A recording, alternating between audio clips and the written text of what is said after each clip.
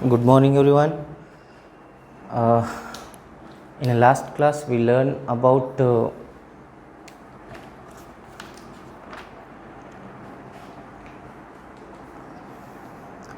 vitamins, amino acids, as well as energy components. Okay. Now we discussed or learned about cell division. I think we introduced about this concept in a previous lecture, cell division. Okay. हमने देखा था कि cell division होने से पहले मैंने आपको एक डायग्राम दिया था. During the conversion of that video, that diagram will disappear during the video's early initial part of the video.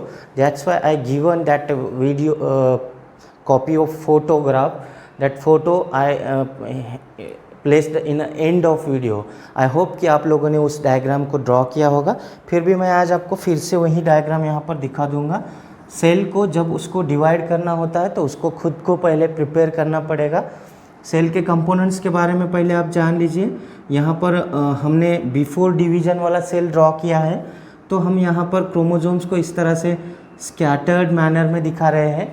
ये क्या है? क्रोमोजोम्स है न्यूक्लियस के अंदर. कैसे है? स्कैटर्ड है, फैले हुए. Okay, chromosomes. ओके, और थ्रेड लाइक और कहेंगे हम, और स्कैटर्ड. याद रखना, कभी भी सेल जब डिवाइड नहीं करता है तो उसका स्ट्रक्चर कैसा होगा, तो इस तरह से दिखेगा आपको. बाकी इधर ऑर्गेनल्स मिलेंगे, साइटोप्लाज्मिक कंटेंट मिलेगा यहाँ पर. ओके, यहाँ पर जैसा कि मैंने बताया था, यहाँ पर आपको गोल्गी बॉडीज़ जो है न्यूक्लियर मेम्ब्रेन को, यानी आउटर न्यूक्लियर मेम्ब्रेन जो होता है, आउटर मेम्ब्रेन को क्या मिलेंगे? ये जो मैं स्ट्रक्चर ड्रॉ कर रहा हूँ, इनका नाम है endoplasmic reticulum. Double membrane structure होता है न्यूक्लियस. ये बाहर वाले मेम्ब्रेन से ही अटैच्ड होंगे. यहाँ पर कहीं हम माइटोकॉन्ड्रिया दिखा दें, ऐसे माइटोकॉन्ड्रियाज या अदर सेल कंपोनेंट्स यहाँ पर हमें देखने को मिल सकते हैं. यानी कि साइटोप्लाज्म में क्या क्या हो सकता है. फिर यहाँ पर हम कहीं दिखा देंगे राइबोसोमल ग्रैन्यूल्स, यानी हम कहेंगे इन्हें राइबोसोम्स. ओके, यहाँ पर कहीं these are the plate like structure, so these are the Golgi apparatus. Okay, these are the Golgi bodies और गोल्गी apparatus. ये वाला स्ट्रक्चर हमने पहले भी ड्रॉ किया था. यहाँ पर सेल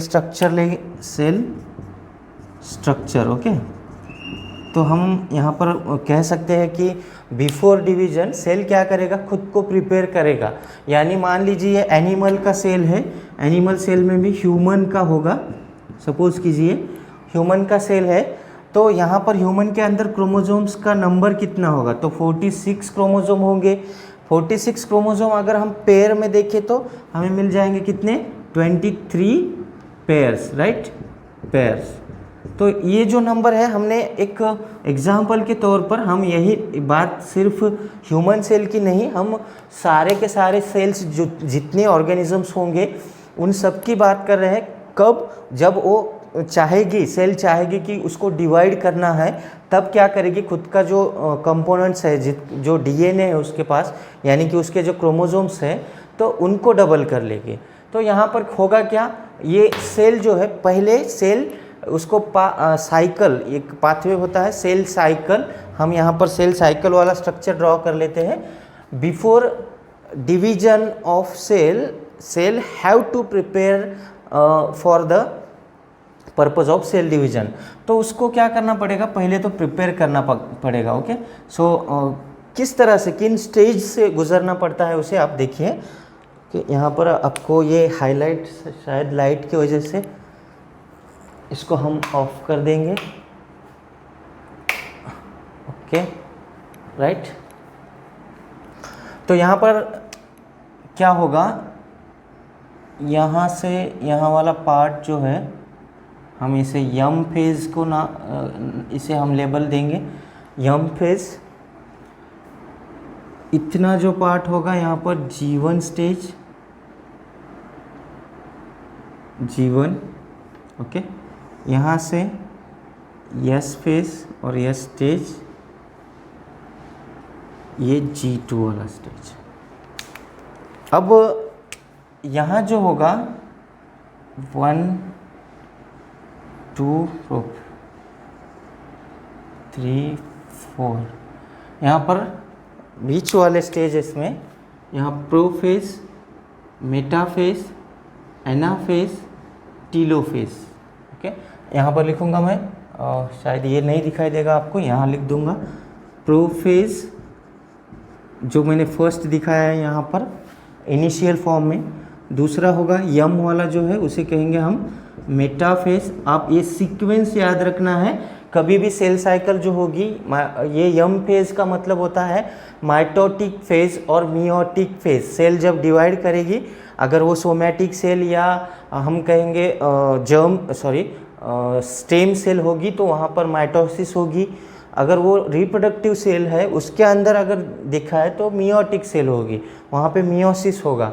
तो यहाँ पर PMAT का मतलब है, तो वो सीक्वेंस से ही होगी। पहले तो प्रोफेज ही ऑपरेट करेगी साइकिल, फिर मेटाफेज ऑपरेट करेगी, फिर एनाफेज, फिर टीलोफेज। आप इस सीक्वेंस को याद रखना, पहले तो होगी प्रोफेज, उसके बाद होगी मेटाफेज, बाद में होगी एनाफेज ओके, उसके बाद होगा लास्ट वाला टीलोफेज ओके, टीलोफेज।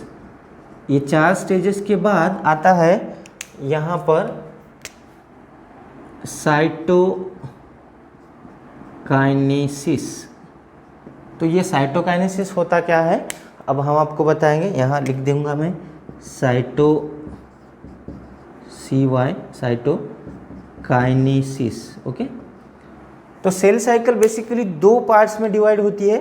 पहला होगा सेल साइकिल 2 पार्ट्स में डिवाइड होगी, इस तरह से यहाँ लिख रहा हूँ मैं। पहला तो होगा कैरियोकाइनेसिस ओके।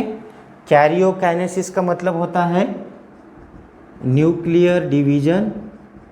न्यूक्लियर डिवीजन का मतलब न्यूक्लियस के अंदर जो कंपोनेंट्स होते हैं, न्यूक्लियस का डिवीजन होना ओके। और जो दूसरा होता है साइटोकाइनेसिस। सेल साइकिल को हमने 2 पार्ट्स में डिवाइड किया, पहला तो है कैरियोकाइनेसिस और दूसरा होगा साइटोकाइनेसिस। साइटोकाइनेसिस का मतलब क्या होता है, साइटोप्लाज्म का डिवीजन होना, साइटोप्लाज्म का प्लाज्मिक डिवीजन। ये याद रखना है आपको ठीक से। हालांकि मैंने यहाँ पर थोड़ा सा स्मॉल यानी कि स्मॉल अक्षर में लिखा है, आपको शायद दिखाई ना दे। मैं फिर से दोहराता हूँ, karyokinesis okay and cytokinesis. Cell division divides into 2 parts, karyokinesis and cytokinesis.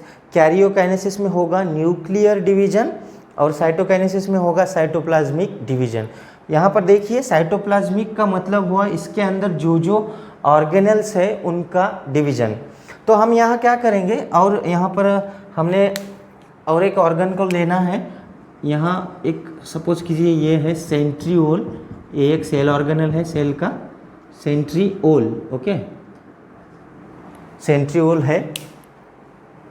अब हम क्या बोल रहे हैं कि यहाँ पर न्यूक्लियर डिवीजन हो रहा है इतना पार्ट, तो यहाँ क्या होगा, तो सेल को जैसा कि प्रिपेयर होना होता है, तो यहाँ पर G1 फेज में वो क्या करेगा, कुछ प्रोटीन्स, कुछ एंजाइम्स जो लगेंगे आगे। यहाँ पर S फेज में DNA को डबल किया जाता है यानी क्रोमोसोम नंबर को, तो DNA सिंथेसिस होगी यहाँ पर, सिंथेटिक फेज और सिंथेसिस फेज हम कहेंगे।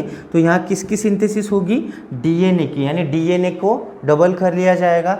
G1 यानी गैप फेज फर्स्ट, इसका मतलब क्या है, G का gap phase first okay.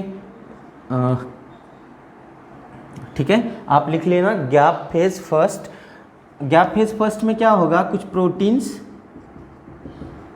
Okay, कुछ प्रोटीन्स बनेंगे, एंजाइम्स बनेंगे जो आगे चल के यहाँ पर रिक्वायर्ड होंगे, यहाँ लगेंगे, उनको प्रिपेयर कर लिया जाएगा, डबल कर लिया जाएगा। यहाँ पर भी कुछ prepare after the synthesis of DNA, अब आगे जो कुछ लगेगा यहाँ पर प्रिपेयर कर लिया जाएगा। फिर से हम यहाँ कहेंगे कुछ प्रोटीन्स को प्रोड्यूस किया जाता है, कुछ आरएनएज को प्रोड्यूस किया जाता है, स्मॉलर आरएनएज को। यहाँ पर भी आरएनएज का प्रोडक्शन हो जाता है जो आगे चल के लगने वाले हैं। ओके, तो यहाँ पर भी कुछ एंजाइम्स का प्रोडक्शन हो जाता है।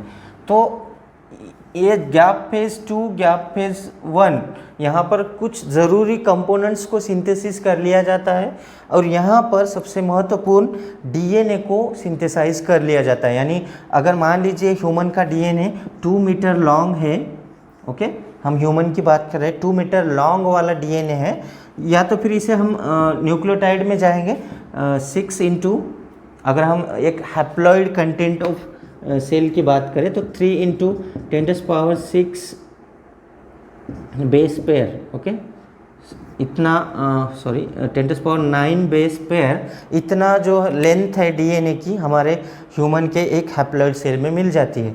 तो हैप्लॉइड सेल की बात कर रहे हैं हम 3 इंटू 10⁹ बेस पेयर, तो इतना अगर है तो इसको डबल होना है तो 6 इंटू 10⁹ बेस पेयर इतना बनाना पड़ेगा। तो इस तरह से डीएनए सिंथेसाइज कर लिया जाता है। फिर जाकर सेल को इस बने हुए डीएनए को, यानी कि बने हुए क्रोमोसोम्स को जो डबल हुए हैं नंबर, उनको जो है इक्वली डिस्ट्रीब्यूट करना होता है। उस फेज को कहेंगे यम फेज। ओके, यम फेज में सेल क्या करेगा, दो तरह से कैरी करेगा। एक तो कैरियोकाइनेसिस, पहले न्यूक्लियर डिवीजन कर लेगा।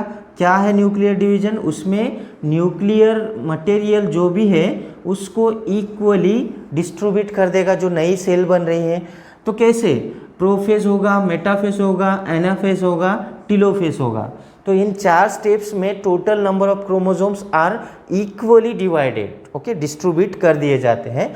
जब वो क्रोमोसोम्स को डिवाइड करना खत्म हो जाएगा तो क्या कर लिया जाएगा, जो साइटोप्लाज्म बचा हुआ है, जो ऑर्गेनल्स है, उनको भी इक्वली दोनों सेल में डिस्ट्रीब्यूट कर दिया जाएगा। तो इस तरह से 2 फेजेस में ये जो होगा यम फेज ऑपरेट किया जाएगा, राइट। तो हम देखेंगे, अभी ये तो हुआ कि प्रिपेयर करने के लिए, यानी कि सेल को प्रिपेयर होने के लिए क्या करना पड़ेगा। पहले तो उसको डीएनए सिंथेसिस करना पड़ेगा, क्रोमोसोम्स का नंबर डबल हो जाएगा। फिर क्या करेगा, यम फेज में एंटर करेगा सेल।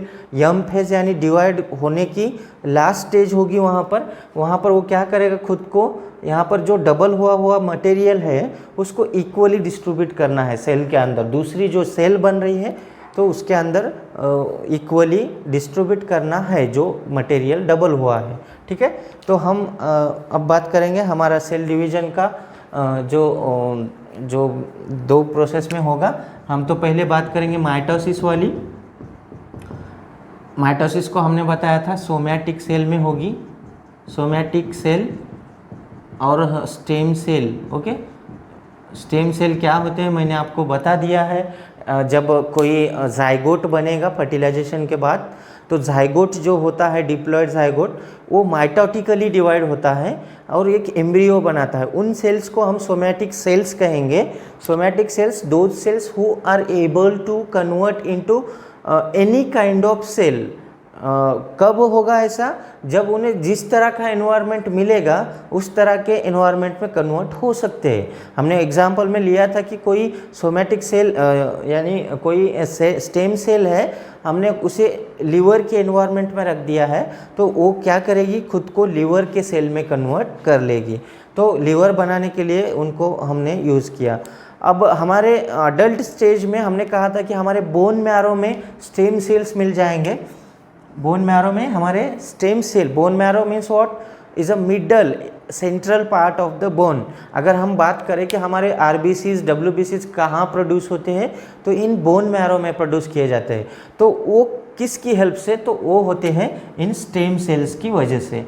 हमारा बाकी के जो बॉडी पार्ट्स है, बोन का ऊपर वाले सेल्स जो हो गए, तो उनको अभी डिवाइड होने की ज़रूरत नहीं है क्योंकि हमारा स्ट्रक्चर इतना ही होगा। अगर ऐसा स्टेम सेल सारे अडल्ट स्टेज में सबके सब जगह पर अगर होते बॉडी में तो हमारी बॉडी कंटिन्यूसली डिवाइड कर जाती।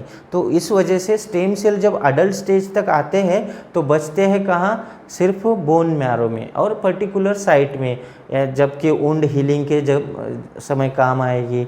माइटोसिस हुआ, कोई जख्म हो गई हमें, तो क्या होता है कि जख्म की जगह पर हम देखते हैं कि कुछ दिनों के बाद वहाँ फिलअप हो जाता है, जगह जो है जो हमारी इंजरी हुई थी वो फिल हो जाती है। वो क्यों हो गई? Due to the somatic cells. Somatic cells ने क्या किया, उनके अंदर माइटोसिस हुई।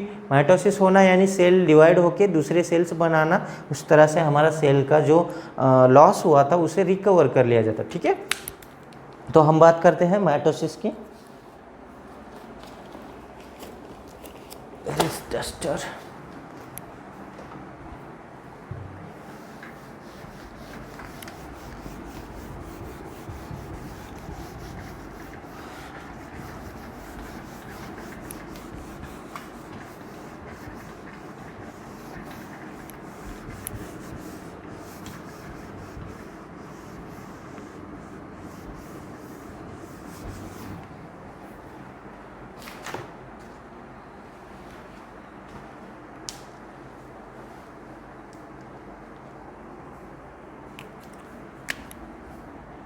फर्स्ट सेल डिवीजन का फर्स्ट टाइप कौन सा है?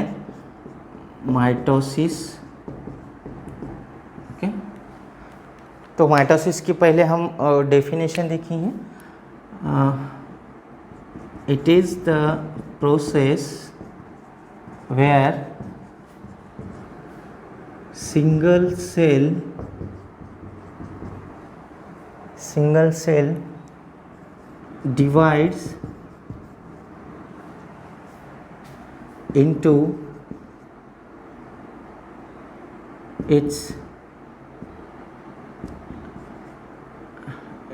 into two identical daughter cells,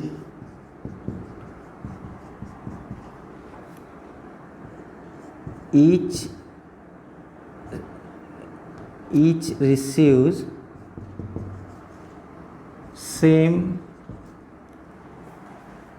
same copy or number of chromosomes.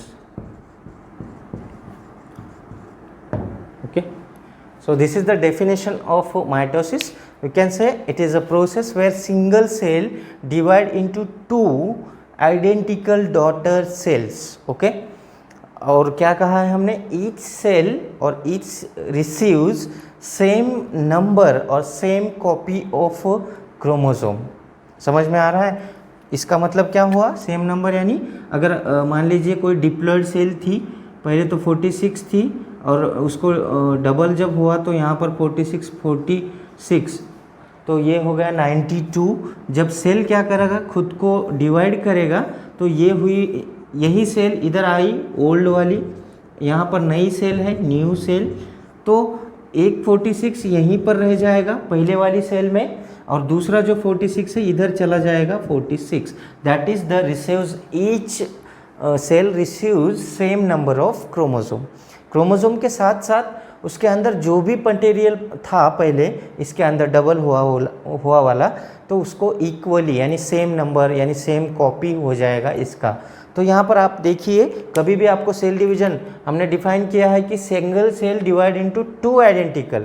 इसका मतलब ऐसा नहीं है कि यहाँ पर ये सेल है तो ये ओल्ड है। कभी कभी आप जब आपको माइटोसिस पर कोई प्रॉब्लम दिया जाता है कि अगर एक सेल है उसके अंदर दो माइटोसिस हुए तो कितने सेल्स बन जाएंगे, तो आप यहाँ पर ठीक से देखिए, ये ओल्डर सेल है जो प्री एग्जिस्टिंग सेल। डार्विन ने कहा था कि किसी भी सेल को बनने के लिए उसको प्री एग्जिस्टिंग सेल चाहिए, तो ये है प्री एग्जिस्टिंग सेल। इससे जब माइटोसिस होगी, जब यहाँ पर माइटोसिस होगी, सपोज कीजिए यहाँ माइटोसिस हुई, ओके, तो यहाँ पर दूसरी जो सेल बनेगी इस तरह से, यहाँ से सेल बनेगी, इसी की ये दूसरी नई सेल है।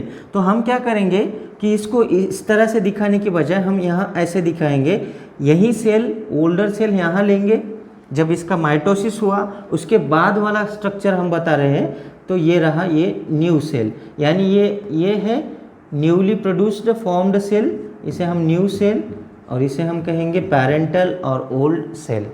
समझ लीजिए आपको मैं क्या बोल रहा हूँ, सेल 1, तो सेल 1 यहाँ आ गई।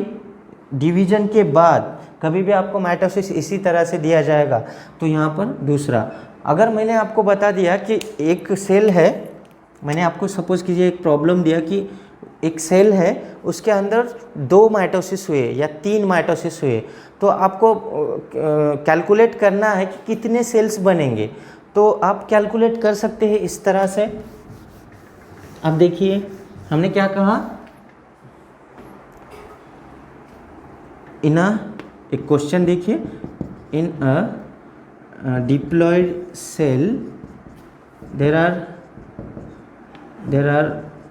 3 mitotic divisions are occur. So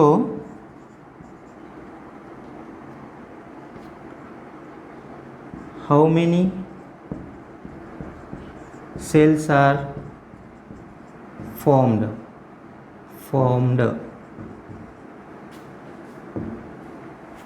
question mark. Okay, तो आपको बताना है कि कितने सेल्स फॉर्म हो गए।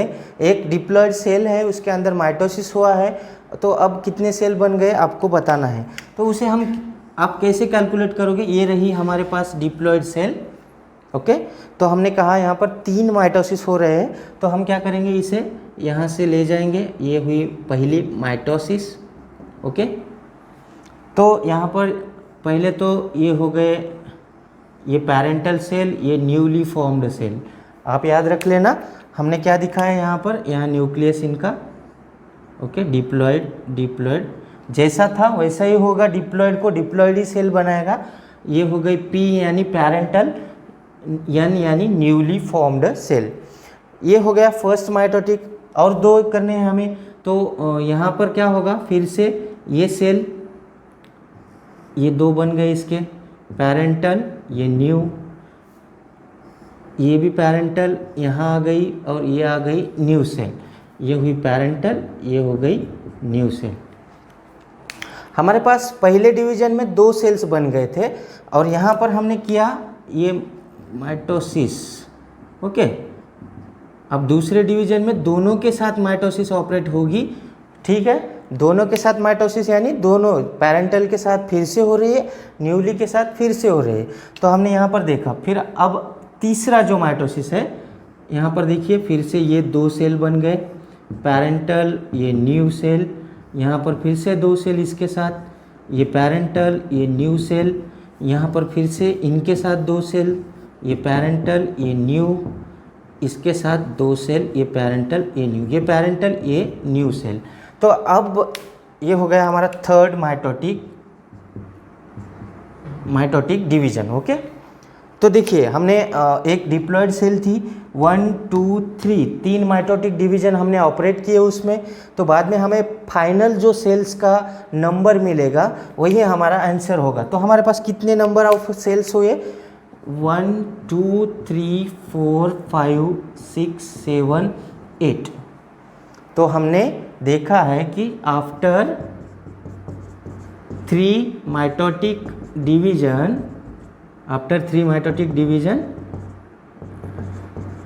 8 number of cells are formed। तो आपको इस तरह के प्रॉब्लम्स पूछे जाते हैं आपको एग्ज़ाम में। हालांकि हमारे 10th वाले नहीं, लेकिन जब आप आगे चल के नीट वगैरह जो प्रिपेयर करोगे वहाँ पर इस तरह के प्रॉब्लम्स आपको दिए जाते हैं। तो माइटोसिस की जगह जब भी हम माइटोसिस पढ़ेंगे हमें इस बात को समझना चाहिए कि सेल के साथ किस तरह से डिवीज़न किया जाना चाहिए। ठीक है, तो आज के लेक्चर में इतना काफ़ी है। हम अगला जो पार्ट है माइटोसिस का, यानी कि बेसिक जो हमने पढ़ना है प्रोफेज मेटाफेज, वो वाला जो है अगले नेक्स्ट वीडियो में हम देखेंगे। ठीक है, थैंक यू।